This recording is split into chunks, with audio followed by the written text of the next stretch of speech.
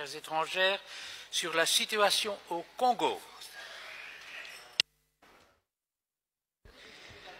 Oui, merci Monsieur le Président, Monsieur le Ministre des Affaires étrangères et de la Défense. La situation politique en Belgique tendrait presque à nous faire oublier que la situation au Congo dégénère complètement. Il y a encore eu cette nuit l'incendie de dépôt à Kinshasa où il y avait des machines à voter et le régime Kabila accuse sans aucune preuve, de manière totalement farfelue, le candidat de l'opposition d'être derrière cet incendie. Plus fondamentalement, les 4 principes qui avaient été énoncés par la haute représentante Federica Mogherini lorsqu'elle avait vu Sheikh Kitundu, le ministre des Affaires étrangères congolais, le 22 novembre dernier, donc des élections inclusives, transparentes, crédibles et apaisées, ne sont évidemment pas rencontrés aujourd'hui. On le sait, il n'y a pas d'observation électorale européenne qui est tolérée. La machine à voter, la fameuse machine à voter, les listes électorales posent toujours des inquiétudes très lourdes et il n'y a pas non plus évidemment d'apaisement, on le voit aujourd'hui à travers les tirs à l'égard et à l'encontre de certains candidats et notamment du candidat Martin Fayulu. Alors on sait aussi que le régime de Kabila avait accepté ce processus électoral parce qu'il pensait que l'affaire était faite, que son candidat pourrait être élu facilement.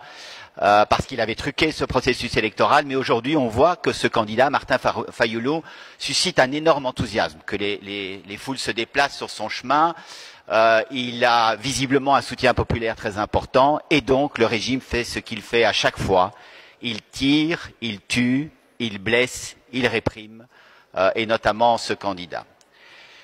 Alors la question est de savoir ce qu'on peut faire effectivement par rapport à un tel processus, ce qu'on peut faire pour éviter encore plus de chaos, plus de violence, plus de répression. Et je sais que vous n'êtes pas restés les bras ballants, et je sais qu'on a parfois critiqué la Belgique et la diplomatie belge pour avoir été ferme au Congo, mais le risque est grand aujourd'hui qu'effectivement la situation dégénère encore plus au Congo. Alors je vous demande simplement, Monsieur le Ministre des Affaires étrangères, quel est l'état actuel des discussions que vous avez avec vos collègues européens sur la situation au Congo? Quel est l'état également du soutien que nous pouvons apporter à la population congolaise, au processus électoral, et quel est le soutien et quelles sont les discussions qui peuvent avoir lieu au Conseil de sécurité par rapport à la situation actuelle au Congo? Je vous remercie. Merci, Monsieur Dallemagne. La parole est au ministre. Merci, Monsieur le Président, chers collègues, Monsieur Dallemagne. Comme vous le savez, je suis avec beaucoup d'attention tout le processus qui doit mener maintenant des élections le 23 décembre, et depuis plusieurs années. Elles auraient dû avoir lieu en 2016, et même les accords de la Saint-Sylvestre n'ont pas pu être mis en œuvre pour des élections en 2017. Alors aujourd'hui, je suis particulièrement préoccupé par le durcissement des conditions de campagne. Il y a eu des incidents sérieux lors du passage par Lubumbashi du candidat à la présidentielle de la coalition Lamuka, c'est-à-dire un des principaux candidats d'opposition, vous l'avez cité, Martin Fayulu.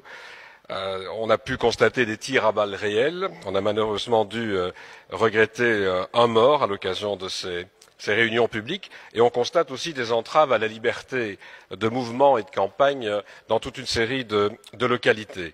Alors dans ce climat tendu, vous demandez ce que l'on peut faire. Tout d'abord, je crois que la MONUSCO doit contribuer non seulement à faire la lumière sur les incidents, mais à tenter de protéger la population et de protéger le processus électoral en lui-même. C'est pourquoi, à l'instar de la représentante du secrétaire général des Nations Unies, Leïla Zerougui, j'ai appelé solennellement, et j'appelle encore solennellement, à respecter les droits de tous les candidats et de leurs militants, et à respecter les obligations internationales relatives aux droits humains dans le cadre de cette campagne.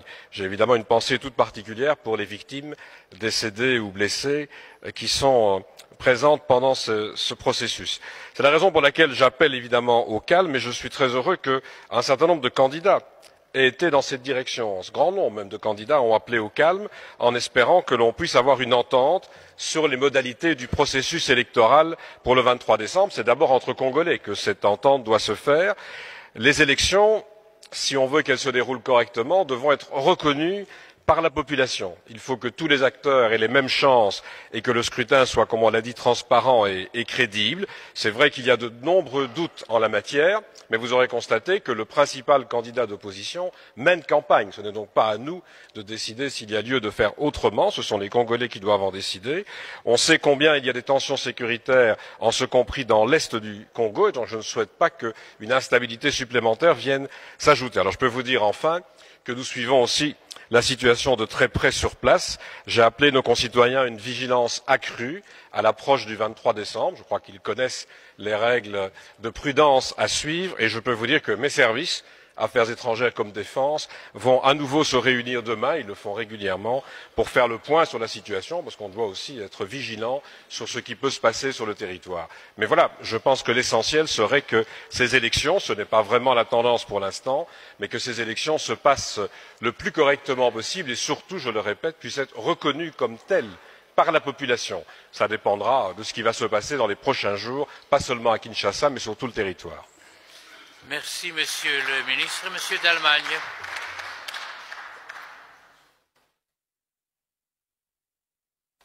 Oui, merci, Monsieur le ministre des Affaires étrangères. D'abord, je voudrais vous remercier de prendre les mesures qui s'imposent effectivement par rapport à la protection de nos concitoyens. C'est important, évidemment. Je voudrais aussi partager votre inquiétude par rapport à l'évolution de la situation au Congo. Nous sommes loin effectivement de pouvoir espérer que le 23 décembre il y ait effectivement un candidat qui soit légitimement élu au Congo.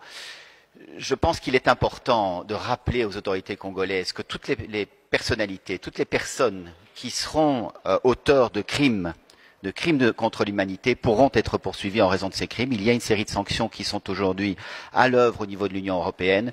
J'espère que nous continuerons dans cette voie. Je pense que les autorités congolaises doivent savoir qu'elles ne peuvent pas impunément tirer sur leur population, établir le chaos, provoquer encore plus de misère au sein de leur population sans que cela soit suivi d'effet. Je voudrais rappeler ici les mots du docteur Mukwege lorsqu'il a reçu son prix Nobel de la paix le 10 décembre dernier.